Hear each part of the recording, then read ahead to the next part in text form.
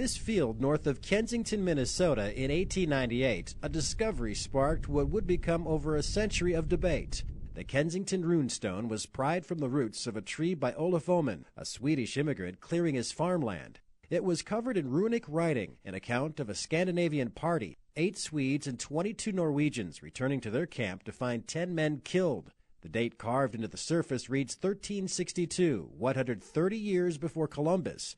The stone's authenticity came under immediate attack. Linguists examined copies of the inscription and quickly deemed it a fraud, claiming some runes were made up or non-existent. They never looked at the stone, they declared it a hoax, and they said he did it. Scott Wolter, a geologist with an honorary master's degree from the University of Minnesota Duluth, was contacted in 2000 by the Runestone Museum in Alexandria, Minnesota, to perform tests on the weathering of the stone's inscription.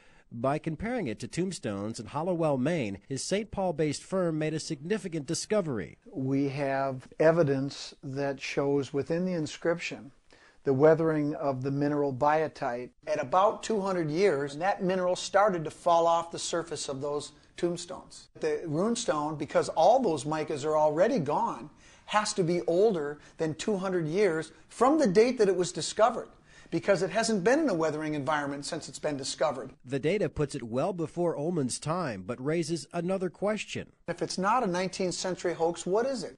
It says 1362, so there are some things that must be so based on that. The language, grammar, and runes must be consistent with the 14th century explanation if it's genuine. Everybody says, well, don't you know the scholars all say it's wrong? I said, they're wrong. They have to be, because the geology says so. Richard Nielsen is a Texas engineer and a rune expert. He and Walter have been independently researching the inscription since 2001. Their investigation led them to a small island off the Swedish coast named Gotland, where runic traditions continued long after the Viking Age ended.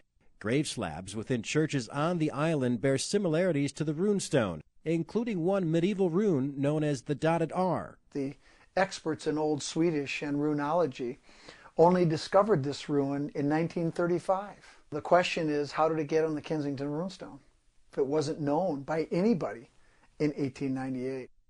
It's on the runestone. In our opinion, it fingerprints it to medieval times. Wolter and Nielsen's research gives new perspective to the old mystery. They feel the language and grammar of the stone, once thought proof of its falsehood, can now tie it to a mysterious and persecuted religious order and explain why 14th century Scandinavians may have traveled or even fled to Minnesota.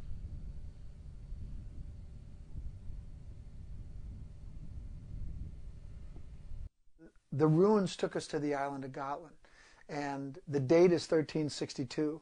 This is during a very important period of history in that part of the world. And especially important for one group in particular. The impact of the Crusades had given rise to military religious orders, such as the Knights Templar, formed to protect Christian passage to and from the Holy Land.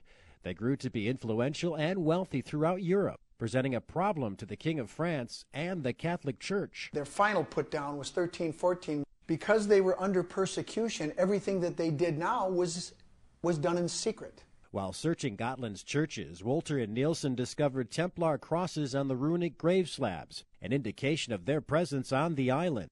Many of the churches were built and inhabited by a monastic order known as the Cistercians, who had an extensive training in language and linguistics. The Cistercians were obviously very intelligent. They worked very closely with these medieval military orders. So closely, in fact, they risked being excommunicated for their actions.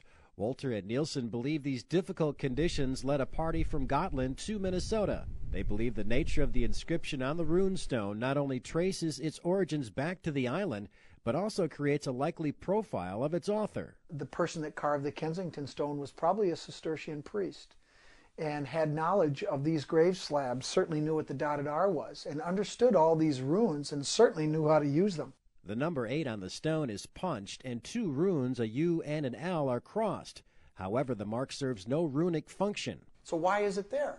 Well, everybody said, well, the carver invented it. We chose to take a different approach and say, maybe it's saying, pay attention to me. Using a medieval dating system called the Easter Table, which was known to be used on Gotland, Wolter and Nielsen plotted these runes in their appropriate columns. Guess what year that is? 1362. According to the researchers, the date is encoded into the inscription to protect the conventional date from alteration. But why would the carver do this? We think the runestone is a land claim. What's the most important thing on a land claim? The date. We were here first. In December of 2005, Wolter and Nielsen published a book of their findings entitled The Kensington Runestone, Compelling New Evidence. It not only examines the scientific evidence of the stone, but also addresses claims brought forth over the years by critics who believed Olof Ohman carved it himself, something he denied throughout his whole life. But the research hasn't ended since the book's release.